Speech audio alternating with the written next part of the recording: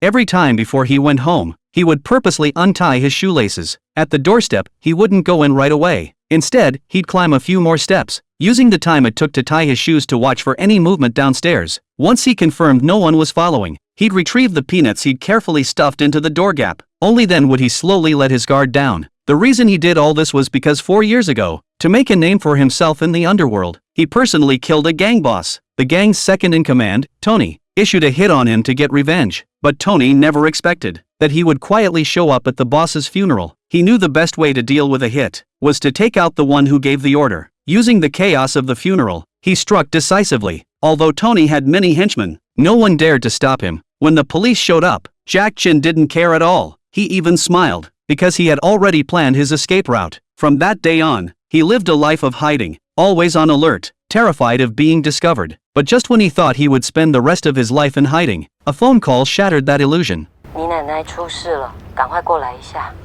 His grandma had been rushed to the ER due to illness. Since he couldn't show up himself, he had been relying on the gang doctor, Dr. Zhang, to take care of her. Now, he could only wait anxiously in the corner. But despite the doctor's best efforts, his grandma passed away. The death of his only family member left Jack Chen in unbearable pain. Then the doctor brought a second piece of bad news.